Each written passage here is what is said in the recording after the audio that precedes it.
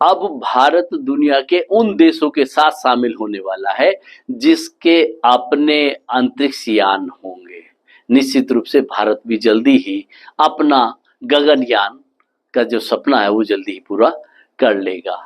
अब जरा उन यात्रियों के बारे में सुन लीजिए जो अब डिक्लेयर किए हमारे माननीय प्रधानमंत्री जी ने। गगनयान मिशन के अंतरिक्ष यात्री के रूप में group captain Prashant Balakrishnan Nair, group captain Ajit Krishnan, group captain Angad Pratap और wing commander Shubhanshu Shukla. Gaganyaan mission की तारीख मोदी ने अंतरिक्ष यात्रियों के नामों की घोषणा कर दी है। चारों अंतरिक्ष यात्री भारत के पहले मानव अंतरिक्ष उड़ान मिशन के लिए प्रशिक्षण भी ले रहे हैं। गगनयान भारतीय मानव युक्त अंतरिक्ष यान है और अंतरिक्ष कैप्सूल 3 लोगों को ले जाने के लिए तैयार किया गया है और उन्नत संस्करण डॉकिंग क्षमता से लैस किया जाएगा। अपनी पहली मानव युक्त मिशन में यह 3.7 टन का कैप्सूल 3 व्यक्ति दल के साथ 7 दिनों के लिए 400 किलोमीटर यानी 250 मील की ऊंचाई पर पृथ्वी की परिक्रमा भी करेंगे। कक्षीय वाहन को इसरो के भू-स्थिर उपग्रह प्रक्षेपण यान मार्क 3 पर लॉन्च करने की योजना है।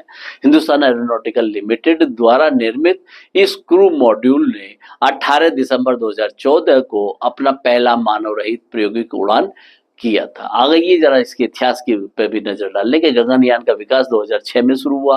अंतरिक्ष में 1 सप्ताह गुजरने में योग्य मरकुरी क्लास अंतरिक्ष यान के समान एक साधारण जहाज तैयार करने की योजना थी।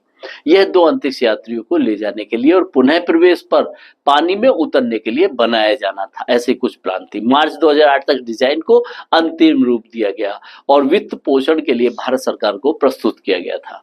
भारतीय मानव अंतरिक्ष उड़ान कार्यक्रम के लिए धन फरवरी 2009 में स्वीकृत किया गया था। प्रारंभिक कक्षीय वाहन की पहली मानव रहित उड़ान 2013 में होने की संभावना थी। गगनयान स्पेस कैप्सूल रिकवरी प्रयोग के डिजाइन पर आधारित है। इसरो ने जनवरी 2007 में 550 किलो का अंतरिक्ष रिकवरी कैप्सूल लॉन्च किया था।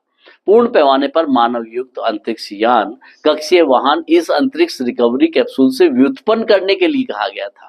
हालांकि इसरो की प्रकाशित अवधारणा ने स्पेस कैप्सूल रिकवरी प्रयोग की तुलना में कक्षीय वाहन का अधिक लंबी शंक्वाकार आकार दिखाया था।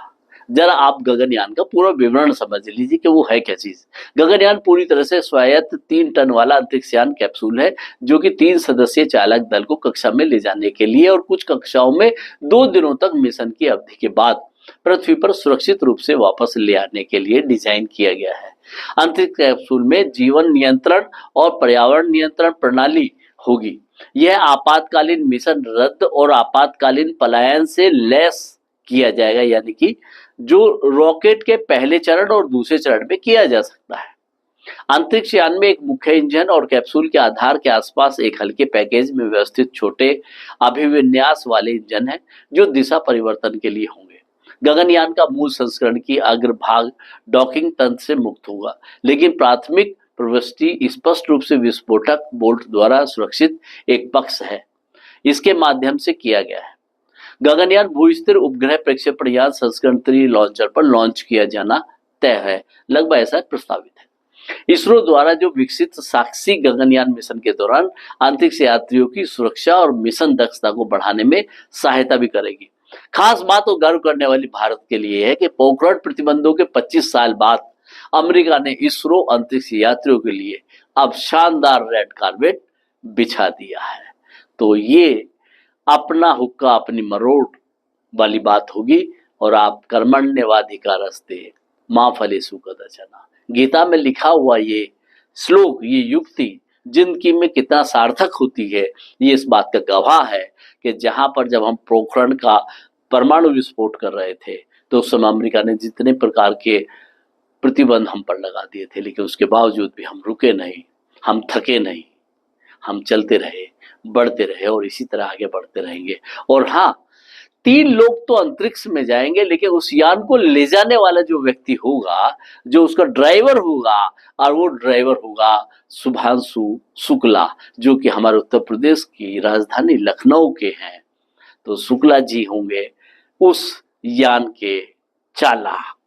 इस प्रकार की वीडियो या साइंटिफिक एक्टिविटीज से अपडेट रहने के लिए इस चैनल पर सब्सक्राइब कीजिए।